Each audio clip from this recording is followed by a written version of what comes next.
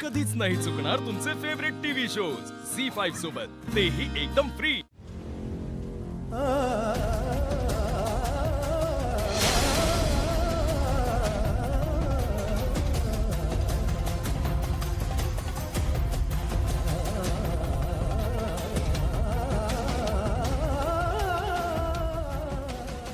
वा, सरकार, अहो तुम्ही आई आई तुम्हाला त्रास होतोय का?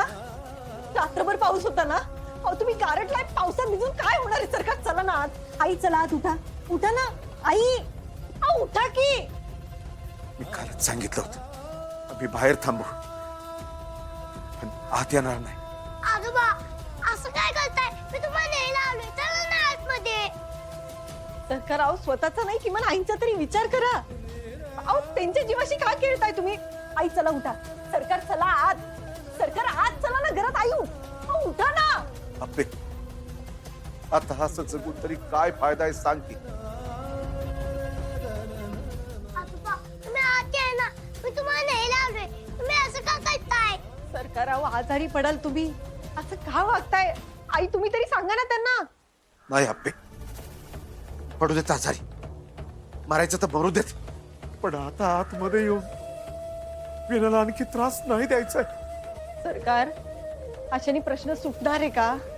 अप्पे, विनया घर सोडून जाताना म्हणाला होता की तो त्याच्या बायकोच्या मारेकऱ्यासोबत कधीच राहणार नाही, आणि मला त्याला आता खोटं पाडायचं नाही। सरकार अहो 7 वर्ष झाले त्याला, त्याचा त्रास तरी कुठं संपलाय अप्पे? मी त्याचा सक्का भाऊ, त्याला त्याच्या बायकोपासून लांब केलं। सरकार अहो आई अहो तुम्ही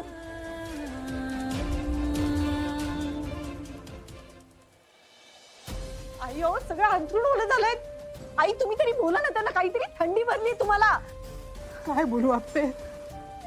अगं ना आम्ही कोणाचे राहिलोय ना आमचं कोणी, मग अशा जगण्याला काय अर्थ आहे? सरकार अप्पे, आता एक तर विनया मला माफ करेल, नाही तर माझा जीव जाईल। स- मिळू देत मला माझ्या पापांची शिक्षा।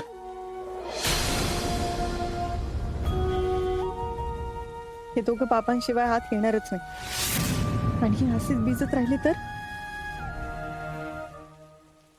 रुपाली, अगं रुपाली, आले आले मामनजी।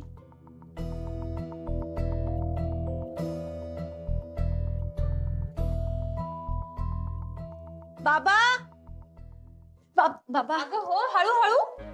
बाबा अहो सरकार आणि आई रात्रभर बाहेर होते झोपलेले, काल रात्री एवढा पाऊस झालाय, दोघ जण खूप भिजलेत, त्यांना थंडी वाजतीये, पण त्या आत यायला नाही म्हणतात, तुम्ही प्लीज त्यांना आत घ्या ना। झी5 ॲप डाउनलोड करा आणि पहा सर्व एपिसोड्स एकदम फ्री।